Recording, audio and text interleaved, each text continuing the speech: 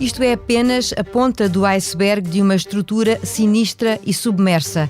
Com esta frase do artigo desta semana de Miguel Sousa Tavares no Expresso, dou início a mais uma edição do podcast semanal que acompanha o texto do semanário.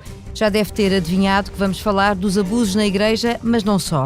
Há ainda muito por dizer sobre a água que escasseia nas torneiras do Algarve e temos a história de um invulgar casal de mecenas para conhecer mais à frente, além do tradicional improviso. Seja então bem-vindo ao podcast Miguel Sousa Tavares de Viva Voz.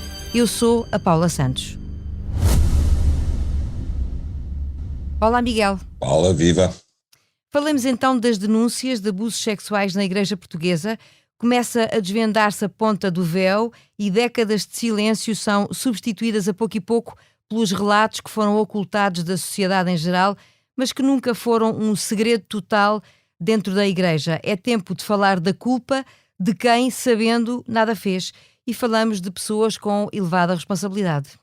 Sim, Paula, eu começo por louvar o trabalho da Comissão, porque fez a sua missão e fê-la dentro do prazo, coisa que não é muito habitual nas comissões em Portugal, e a prova que fez um bom trabalho é que das 424 queixas registadas, portanto de 424 vítimas, só 8 provieram da Igreja Católica. As outras todas, portanto, aquelas comissões diocesianas que a Igreja Católica tinha instituído.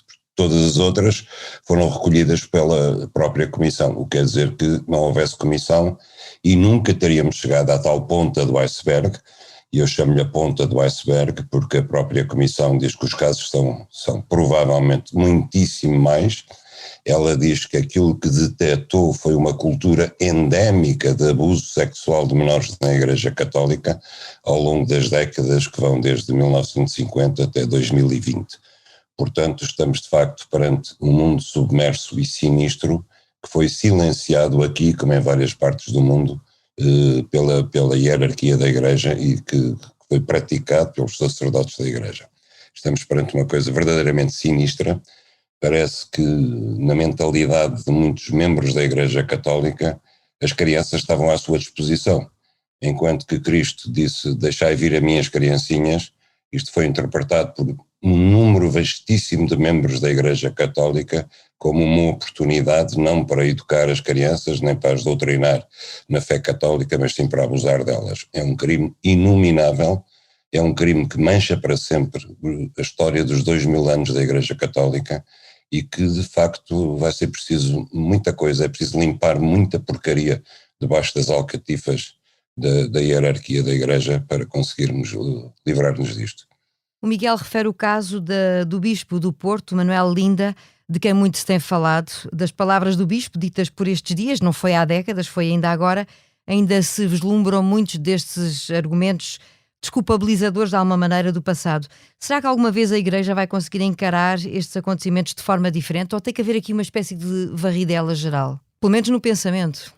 As palavras do Bispo do Porto, Manuel Linda, e eu recuso-me a tratá-lo por Dom Manuel Linda, trato por Manuel Linda porque acho que de facto aquilo que ele disse, e já antes tinha dito várias coisas inqualificáveis, mas aquilo que ele disse no outro dia que o crime de abuso de menores não era um crime público, é uma afirmação infame. Infame porque ou ele estava a mentir descaradamente, ou então ele revelou uma ignorância que está para além do irresponsável para quem é bispo, e depois de tantos anos a se falar disto, depois do Papa ter dado instruções para que a Igreja levasse as suas averiguações até ao fim e participasse do que sabia as autoridades civis, haver um bispo que vem dizer que isto não é um crime público, ou revela a ignorância, ou está a mentir com todos os dentes. Mas, acima de tudo, aquilo que eu acho é que o que ele quis transmitir com isto, estivesse ele a mentir ou fosse simplesmente ignorante, é uma ideia de que isto não era grave, não era suficientemente grave para ser transmitido às autoridades. E, portanto, as palavras dele revelam uma leviandade e uma ligeireza que foi a mesma que permitiu à Igreja Católica consentir e conviver com estes abusos durante décadas. Para responder diretamente à pergunta, Paula, se vai ter que haver uma grande varridela, é evidente que sim. Agora, eu não tenho dúvidas que há uma luta surda nos bastidores da Igreja e ao mais alto nível entre o Papa Francisco e a facção da Igreja que não quer essa varridela. Eu desconfio, não sou apenas eu, que mesmo o Ratzinger, o antecessor do Papa Francisco, que era um cardeal conservador, que aquilo que o terá levado tão subitamente a renunciar ao papado foi talvez esta questão, foi talvez ele ter percebido que aquilo que estava, que ele já tinha conseguido descobrir na altura era de tal maneira grande que ele não tinha força suficiente para se opor a isso. E então quis um Papa mais novo, com outra formação, com outras ideias, vindo de outro continente, vindo de fora da Europa, para atacar este problema. Francisco tem tentado fazê-lo, mas há uma luta surda na Igreja, entre uma Igreja que prefere guiar-se pelas aparências, que prefere esconder o seu crime, prefere esconder este pecado que a manchou e que resiste a tentar renascer, pedir desculpa e renascer de cara lavada. Pessoas como Manuel Linda, a meu ver, deviam ser corridos da Igreja, pura e simplesmente, não porque estejam diretamente implicado quer nos crimes, quer na sua ocultação, que se saiba, mas porque revela uma mentalidade de desculpabilização de uma coisa que não tem desculpa, que não tem perdão. É como se estivéssemos a falar de forças de bloqueio dentro da própria Igreja e até com a oposição perante o Papa, não é verdade? Exatamente, quer dizer, exatamente. Agora, Paula, vamos nós pôr-nos. Eu sou pai de três filhos que já estão grandes. Vamos imaginar que eu era pai de crianças que tinham sido abusadas por padres, na escola, em qualquer instituto, durante as férias, etc. Como é que um pai reage a uma coisa destas? Como é que um pai católico que confia que os padres, por natureza, estão particularmente vocacionados para a educação espiritual e moral das crianças, afinal, no silêncio, na escuridão, cobardemente, abusam sexualmente delas? Eu que já acho pessoalmente que a pedofilia é o mais ignóbil dos crimes, porque revela uma cobardia imensa do seu autor e porque marca para sempre as suas vítimas. Quando isto vem de padres, ou quando isto vem de professores ou de alguém que tem uma autoridade particular sobre as crianças, eu acho que isto é absolutamente ignóbil, é inominável. Quer dizer, eu não consigo, sinceramente, eu acho que é um crime pior que o homicídio. Eu acho que não há desculpa para isto e, portanto, não há mas, nem hesitações na Igreja, nem vir dizer que o crime não é muito grave e que haver comissões de inquérito é como investigar a queda de um meteorito no Porto e coisas que as carícias não eram assim tão íntimas. Não. É preciso encarar a coisa de frente, quer dizer, como quaisquer criminosos, só há uma redenção, que é arrepender-se e pedir perdão, não há outra volta a dar, é só isso. Já que falámos do trabalho da Comissão Independente, será eventualmente a partir deste trabalho que se podem começar a sarar algumas feridas, pouco e pouco? A Comissão lá continua a fazer o seu caminho, que o Presidente da República fez questão de apoiar desde a primeira hora, apesar de agora desvalorizar os resultados que a Comissão apresenta. Que igreja é que depois disto tudo e do trabalho desta Comissão e daquilo que vem a público, que igreja é que pode surgir em Portugal depois disto? Em Portugal e no mundo, porque basta pensar no caso do Brasil, onde a Igreja Católica está a perder influência todos os anos que passam para as igrejas evangélicas, que são, em minha opinião, um terror, igrejas completamente manipuladoras de emoções e daquilo que há de mais fraco nas pessoas. E aí a Igreja está a perder terreno não só no Brasil, mas em toda a América Latina e mesmo no mundo inteiro.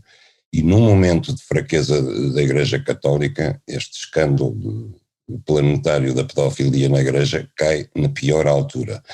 De facto, a Cúria Romana e o Papa têm pela frente uma missão quase dramática. Isto é quase como se fosse preciso refundar outra vez a Igreja Católica, voltar ao princípio, despojá-la de tudo aquilo que é a origem deste mal e de outros males da Igreja Católica e partir outra vez do zero, partir da humildade de Cristo e tentar convencer os fiéis que há uma nova Igreja. E também olhar para coisas que estão na origem disto e que são coisas que, enfim, eu não posso pregar em capela alheia, porque eu não sou católico, mas acho que há problemas aqui que estão na origem disto, o não sacerdócio das mulheres, o voto de castidade dos padres, quer dizer, são coisas que não são naturais.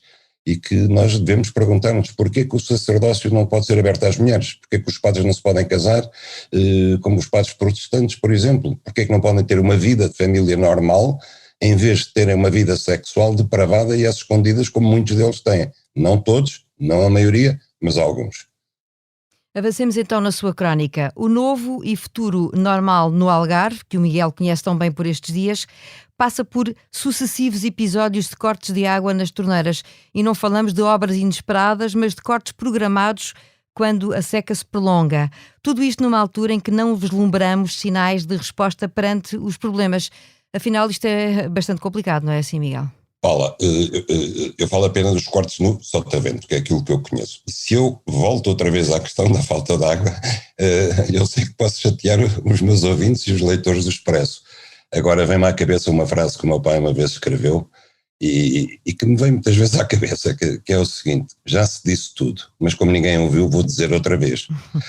Porque de facto esta questão é tão grave que eu acho que as pessoas só no dia em que começarem a abrir as torneiras e não houver água, que é o que está a acontecer no Sotavento Algarvio, aí as pessoas vão perceber, quando isto acontecer em cidades grandes como Lisboa, Porto, Braga, etc., aí vai ser, ai Jesus, que de facto estamos a viver um período grave. Esta semana houve uma conferência sobre água em Lisboa, uma conferência internacional. A Ministra da Agricultura não pôs lá os pés, embora a agricultura seja responsável por 75% do consumo de água em Portugal. O Ministro do Ambiente estava previsto aparecer, não apareceu, delegou no Secretário de Estado, que é da Energia, que não percebe nada do assunto e que foi lá dizer meia dúzia de banalidades a leste do assunto, e isso revela o desinteresse das autoridades. Ainda não perceberam bem aquilo que está em jogo, ainda não perceberam bem o problema grave que tem pela frente. Já falámos aqui a semana passada também da reunião do Conselho Nacional da Água, que foi uma coisa completamente, parecia de pessoas extraterrestres a falarem ao lado do que é, aquilo que é o verdadeiro problema. E, portanto, quer dizer, eu vejo que não damos nenhum passo em relação a isto. Vamos lá ver. A falta de água tem que ver com duas coisas. Uma, com as alterações climáticas, que nós, por nós próprios, Portugal não pode fazer nada contra isso. Mas tem também que ver com o mau uso da pouca água que temos. E esse mau uso resulta, sobretudo, do desperdício de água e da agricultura que se pratica. E aí nós podemos atalhar, nós podemos quer atacar o desperdício de água, quer atacar o mau uso que é feito do ponto de vista agrícola. E é sobre isso que nós devíamos atuar e não estamos a fazer nada, absolutamente nada, não há um passo a ser dado em concreto sobre isso e de facto eu acho que caminhamos para um desastre em questão de água e o desastre não é para daqui a 5 anos, como é a subida em 2 graus da temperatura média do planeta que está previsto acontecer rapidamente. Não, a falta de água em Portugal vai acontecer muito mais rapidamente do que se julga. Já está a acontecer. Nesta altura revisitamos um tema que faz parte da última edição da Revista do Expresso para falar de um casal, colecionador de arte, com obras valiosas na casa em Lisboa. E a questão é que procuram um local adequado para depositar essa coleção de arte e já contactaram a Câmara de Lisboa e até o Governo. E é isso que deixa o Miguel mais intrigado. Não é intrigado. A mim não me intriga porque já conheço esta história contada de outra maneira. A palavra é minha, naturalmente, sim. Pois, a mim deixa-me, não é intrigado, faz-me lembrar a frase do João Soares que é: estão mexendo no meu bolso. Deixa-me assustado enquanto contribuinte e deixa-me de pé atrás. Porquê? Eu acho que as pessoas, quando são grandes colecionadores de arte ou qualquer outra coisa, chegam a uma altura em que têm um problema, não é? É que compraram demais e não têm onde guardar as coisas. Mas isso é um problema deles, não é um problema do Estado e, sobretudo, não é um problema dos contribuintes.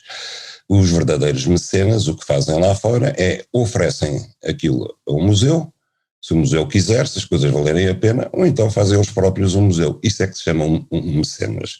Em Portugal, onde a lei do mecenato prevê isenções fiscais até 120%, temos uma boa lei do mecenato, não é desculpa para não haver mecenas a sério, mas em Portugal os nossos ditos mecenas são sempre mecenas desde que o Estado deu um empurrão maior, a partir daí são todos mecenas, é como as fundações. As nossas fundações são muito extraordinárias porque ajudam as pessoas a não pagar impostos, em muitos casos a terem um motorista e empregada doméstica como funcionários da fundação. mas depois na prática a Fundação não faz nada que justifique as isenções fiscais que o Estado lhe dá e os benefícios fiscais que tem. Pois, neste caso, o que este casal pretende, como diz que comprou centenas de quadros de mestres antigos, é obviamente que o Estado lhes resolva o problema arranjando-lhes uma casa para a sua coleção. Ora, se os quadros são verdadeiramente mestres antigos e bons, temos o Museu Nacional de Arte Antiga, que tem espaço para os receber, e seguramente que, se a coleção valer a pena, os receberá. Mas o casal diz que essa não é a ideia deles, eles querem partilhar aquilo com o público, como se o Museu Nacional de Arte Antiga também não fosse um museu aberto ao público. Portanto, eles querem uma coleção, provavelmente com o nome deles ou com o nome da sua fundação, onde põem os quadros que querem e tiram quando não querem, etc. Nós já vivemos essa história com o Museu da Paula Rega em Cascais, já vivemos com a coleção Berardo, que ocupa ainda hoje toda a parte expositiva do CCB, fazendo com que o CCB tenha deixado de acolher exposições itinerantes, e era o único sítio em Lisboa capaz de receber. Nós em Lisboa não temos neste momento um espaço para receber as dezenas de exposições interessantíssimas itinerantes que há todos os anos na Europa, não recebemos nenhuma, porque está tudo, o único espaço que havia está ocupado em permanência pela coleção Berardo, e várias outras situações iguais. Eu estou um bocado farto, sinceramente, como contribuinte de assistir a isto. Quer dizer, as pessoas têm um problema para resolver, compraram demais, gostam muito de dizer que são colecionadores, mas depois não sabem o que é que hão de fazer, não querem oferecer aquilo aos museus do Estado, nem espalhá-los pelos vários museus que há no país que não têm matéria, e então o Estado que lhes resolve o problema dando-lhes o museu. Sinceramente, eu acho que isto é um abuso, e acho que é um abuso que deve ser denunciado, e fico preocupado quando ouço o Ministro da Cultura a dizer que, de facto, o Estado está muito interessado em partilhar, em resolver o assunto ao casal. Eu não estou nada interessado enquanto contribuinte. Está feito o retrato da crónica desta semana, passamos para o improviso. Na realidade, este improviso é um regresso ao início da nossa conversa para olharmos mais de perto o papel do Presidente da República esta semana na reação aos números das denúncias dos casos de abuso sexual na Igreja. Marcelo Rebelo de Sousa teve aquela frase a dizer que não lhe pareceu um número que seja particularmente elevado e que caiu mal, e caiu particularmente mal, acrescento eu. O Presidente tentou justificar-se sem compreender porque foi mal entendido e acabou nas últimas horas a pedir desculpas. Pela primeira vez de forma generalizada, foi alvo de um enorme coro de críticas. Desta vez, Miguel, o Presidente dos Afetos, não caiu nas boas graças dos portugueses. Pois não. Nem depois de uma nota da Presidência, nem depois de duas declarações avulso e espontâneas, entre aspas, a tentar justificar se ele conseguiu convencer os portugueses. E então viu-se forçado a dizer aquela palavra que tinha presa na garganta, que é desculpa. Todavia, o pedido de desculpas que ele fez continua a ser, em meu ver, muito enviesado. Porque ao pedir desculpa às vítimas, ele pede desculpa dizendo, continuando a insistir que foi mal interpretado naquilo que disse.